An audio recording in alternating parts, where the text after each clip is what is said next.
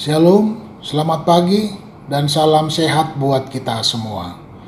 Sebelum kita mendengar firman Tuhan, marilah kita tenangkan hati dan pikiran kita berdoa. Bapa kami yang di sorga, kami mengucap syukur dan berterima kasih untuk pemeliharaan-Mu di sepanjang hidup kami. Kami bersyukur ya Tuhan, atas waktu yang indah pada hari ini. Kami dapat membaca dan mendengar firman-Mu. Berkatilah kami, sehingga kami semakin memahami dan melakukan kehendak-Mu melalui aktivitas kami sehari-hari.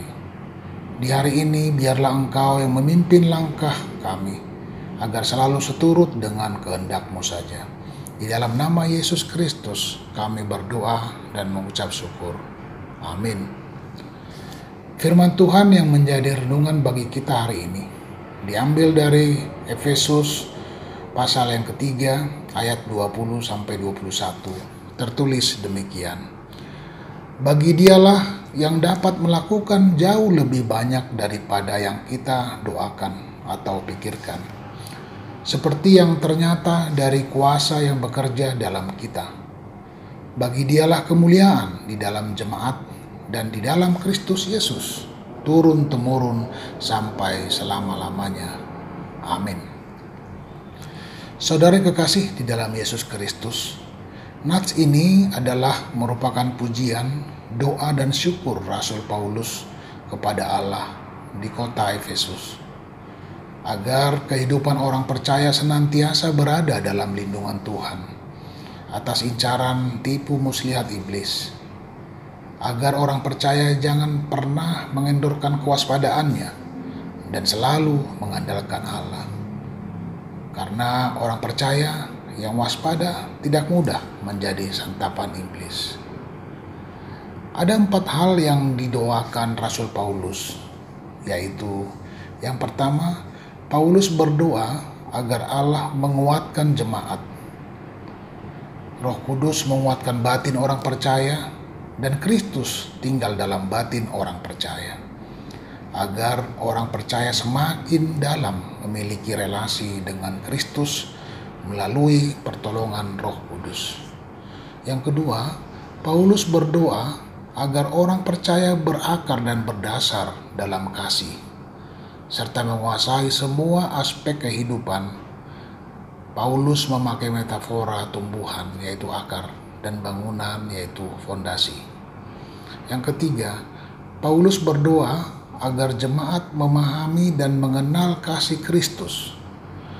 Dengan semakin mempraktikkan kasih, semakin dikenal dan dihayati. Kasih Kristus seperti apa? Kasih Kristus itu adalah demikian lebar, sedemikian panjang, sedemikian tinggi, dan sedemikian dalam. John Stott memberi gambaran tentang hal ini.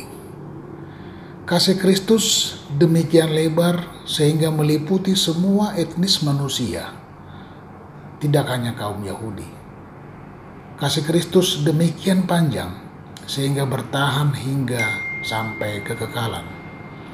Kasih Kristus demikian dalam sehingga menjangkau orang yang paling berdosa sekalipun. Dan kasih Kristus demikian tinggi sehingga meninggikannya sampai ke surga. Saudaraku, kerinduan Rasul Paulus dengan tekun berdoa agar para jemaat Tuhan bertumbuh di dalam iman, kasih, hikmat, dan selalu mempermuliakan Bapa di sorga. Dia sungguh-sungguh menginginkan agar hidup mereka layak di hadapan Tuhan Yesus Kristus, sebagaimana dinyatakan dalam Efesus 5 ayat 2, demikian bunyinya. Dan hiduplah di dalam kasih, sebagaimana Kristus Yesus juga telah mengasihi kamu, dan telah menyerahkan dirinya untuk kita sebagai persembahan dan korban yang harum bagi Allah.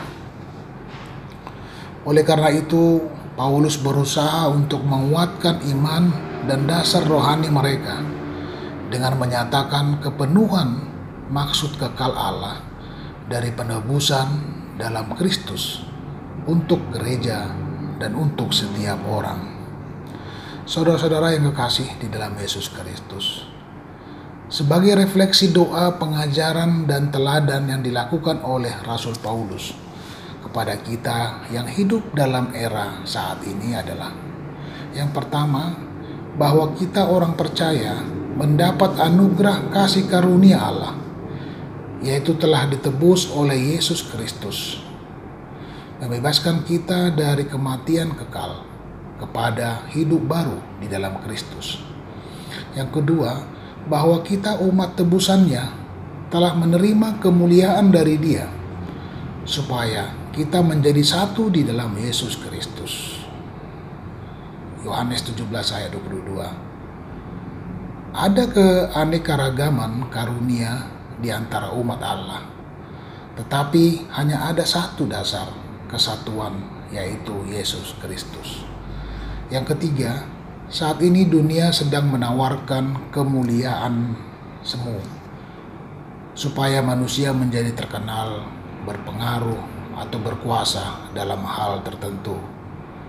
Iblis adalah dalang dari semuanya itu, dengan harapan agar manusia tak lagi fokus menyembah dan berbakti kepada Allah.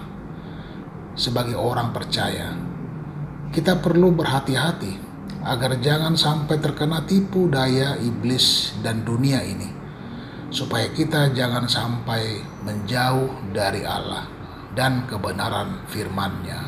Amin. Mari kita berdoa.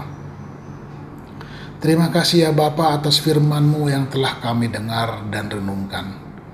Oleh karena kasih karunia Tuhan, kami telah diselamatkan dan menjadi hidup baru. Ya Tuhan, seringkali kami selalu dicobai oleh iblis dan nikmat dunia, sehingga kami menjauh dari Allah dan kebenaran firman-Mu. Berilah kami roh-Mu yang kudus untuk memimpin dan mengajari kami, supaya kami lepas dari tipu daya iblis, sehingga kami boleh tetap beriman dan berpengharapan. Kami memohon kesembuhan kepada saudara kami yang masih sakit. Demikian juga yang sementara pemulihan di rumah, semakin dikuatkan dan disehatkan. Ampunilah segala dosa kesalahan kami ya Tuhan.